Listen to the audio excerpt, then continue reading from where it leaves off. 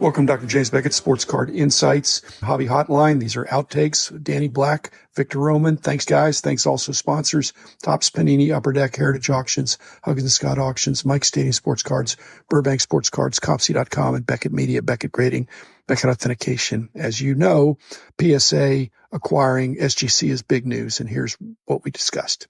Dr. Beckett, what was your first reaction when you heard the news? I wasn't shocked, and I think it's an interesting business move. The hobby is moving more toward consolidation into major players, and collectors certainly is that. I think Fanatics will respond in some way. Fanatics may think we don't need to be in grading, and PSA may think we need to really double down on grading. I think there's a lot of people who believe, as Mike Penny says, Fanatics buys Beckett. There's only so many players left, to be honest. But let me give you an intriguing possibility, because I don't know that will happen, can happen, but it could happen. But I think the interesting play for Fanatics is to buy BGS and CGC. Oh, wow. Now, CGC is a huge company beyond sports cards. I've heard they want to spin off the sports cards and trading cards. I'm just saying there's some commonality there. So I'm saying both. That would be an interesting play. Now, Natronic did tell me they're doing a universal checklist between PSA and SGC, but there's not going to be a universal registry. Dr. Beckett, I'm seeing people concerned about prices going up, company having 85% of the market. Do you have concerns they could be too large? I could have all the concerns in the world. It wouldn't matter. I think this is a done deal, but I don't perceive that PSA would raise their prices as much as they would raise SGC's prices. SGC was increasing, and part of that was they had a lot of specials. That when those specials were advertised, I'm not saying it made PSA look bad, but SGC has been very aggressive over the last couple of years. And whether PSA would want to moderate that a little bit or make that less public of some of these deals, because when you got $9 grading, then the $25 grading looks like not a very good deal. They're going to strategically put their heads together, but PSA is going to call the shots. And when you're the market leader, you don't need to lower prices usually. Consumer confidence appears to be a little shaky. People have a lot of questions, but the truth is nobody knows. Victor, there's consumer confidence in management, and then there's consumer confidence in the product. I think there's a lot of consumer confidence in both of those products. There's grumbling, but the best job security in this industry is being a senior grader. Not saying they can write their own ticket, but when PSA is acquiring SGC, they're also acquiring all these really good graders. And so they have job security. Peter is another story, but I think Peter has done some great work over the last few years. I just had Joe Orlando on my podcast yesterday, and basically we got into this universal pop report, universal registries and things like that, unbeknownst, because we recorded it a few days before all this stuff went down. There are management and high-level strategic things going on, but the confidence in SGC as a grading product and the graders they have there is strong, especially in their lane. They're moving out of their lane. I don't think it was a threat to PSA, but I think they were considering bringing them in and helping them grow. Whether they consolidate the brands or not, I don't know. You got Fanatics that kept Topps and probably will keep Topps forever. And Topps has these other brands. There's talk about if Topps bought Panini, it'd really just be to claim Prism. At any rate, grumbling is about the way the companies are run sometimes rather than the rank and file employees who are solid. Which is the premium brand if you just look at the product? Secondary market would say PSA. Well, that's that. I'm just saying in the early days, SGC had such a strong pre-war. I don't think you want to mess with that. I know people are thinking, hey, am I going to have to cross over all my SGC? Are they going to discontinue the tuxedo? But it could go the other way. That pre-war PSA holders can be reholdered in an SGC holder. And yet they're not the same size. They have a completely different look and feel. So these are things that will play out. But it's interesting. I was joking with Joe Orlando about the division within the hobby between these two behemoths. If Fanatics is the National League and Collectors is the American League, Fanatics is going to be all about making the cards and selling the cards. And Collectors maybe came to a point in the road, this golden possibility notwithstanding, to say, you know what, we're not going to make the cards and we're not going to sell the cards. We're going to be grading the cards pricing the cards, doing those kind of things. So maybe there's a division now to avoid these conflicts, because if you're making the cards, pricing the cards, grading the cards, auctioning off all the cards, there may be some thought antitrust. I was talking to Ryan and Gemright, and he made an interesting observation on the way to look at this purchase is almost collectors buying SGC as a defensive move, so Fanatics didn't buy them. Looking at it almost like free agency with the Yankees and the Red Sox, where one would sign the free agent so the other one didn't. Then you figure out what to do with them after they're on the roster. I like the fact that these are strategic acquisitions from people in the industry. It's not a third-party financial buyer. We had discussions with SGC 20 plus years ago about buying them. They're a good company. They're doing fine, but you're either for sale or you're not. And if you're not for sale, you don't even let anybody know how you're doing. Once you get into any kind of a sales process, then there is like a book, or you have some due diligence, and you've got to provide your financials. And once that gets out there, even though there's non-disclosures and all that, there becomes a buzz about that. So in the industry, it's known. So once you cross that line to say, okay, PSA, we, SGC, will consider the possibility of being acquired by you. When you get to that stage where you show them what you've done the last 3 years, then PSA can make an informed decision of the value. But I think SGC is happy today. I would say so. As they say with the players, they got their bag. No, not the players. The owners got the bag. There may be some profit sharing, but I don't think that the graders necessarily are going to get across the board raises at SGC. I don't think SGC in any way is an inferior brand. BCCG for us was an inferior brand. It had a different grading standard, and it was never intended to be a premium brand. SGC, they're messing up if they try to make that an inferior brand. It's not an inferior brand.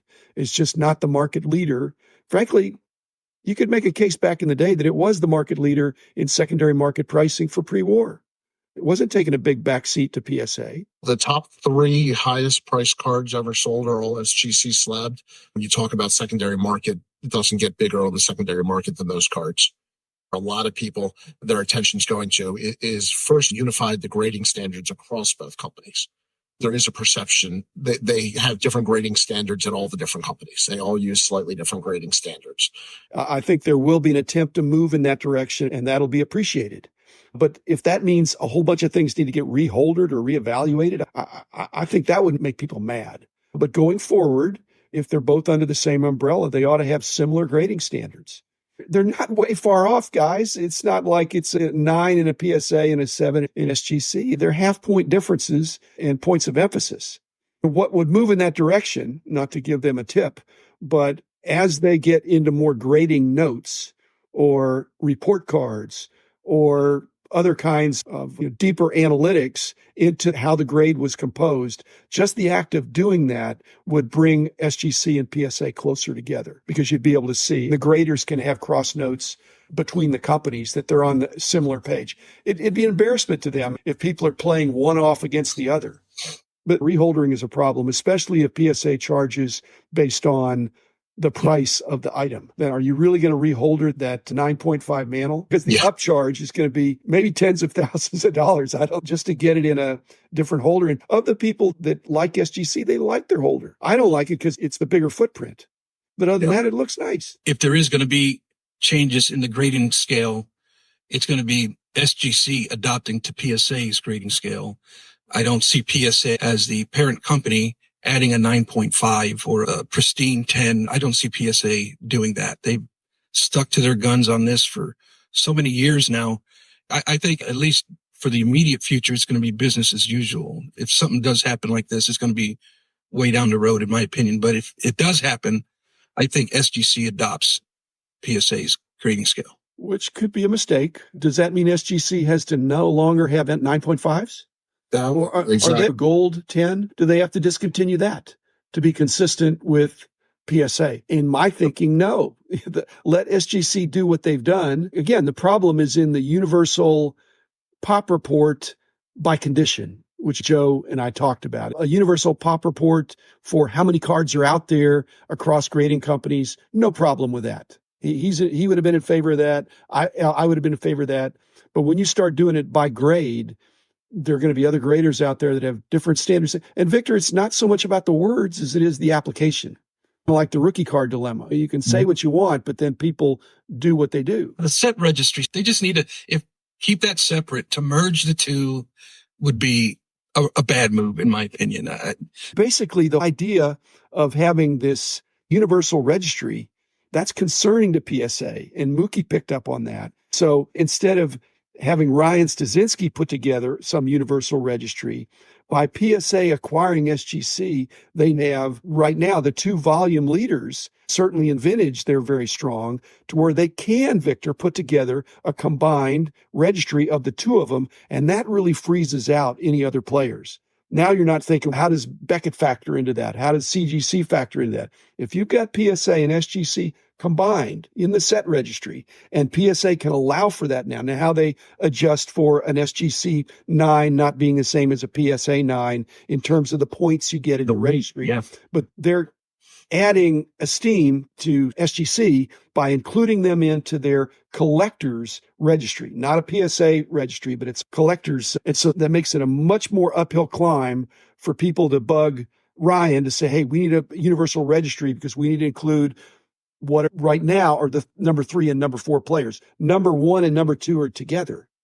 And that's an even bigger portion of the pie. Yep. Yeah, you're looking at 85% of the market now being controlled by collectors. I like the idea of also of at least starting with the universal check for player collectors, set collectors. If you have two different slabs, now you can combine them in one checklist. As an avid set registry collector, I don't see how something like that can get done. They're calling it a checklist, not a registry. So you can simply go and see that, yes, you have an SGC 60 Bob Gibson, but all your other Bob Gibsons are PSA. The checklist will be there so you can check off that you've completed. It's the hybrid approach.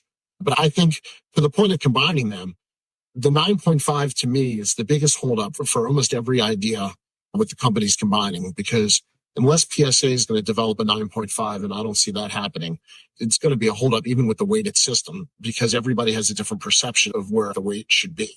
Guys, don't underestimate Fanatics. Even Derek Jeter with the Arena Club. Fanatics could bring celebrity endorsements to BGS or CGC or any other grading company. They could start their own. They don't lack for money, but they like to acquire other things that are already doing well and help them do better.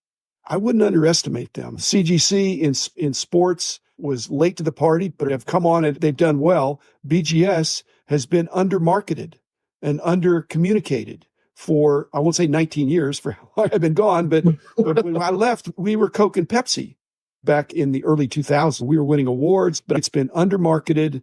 But could Fanatics bring that to it or any other big player? It could. So we just don't know. Here's the problem I see with the registry.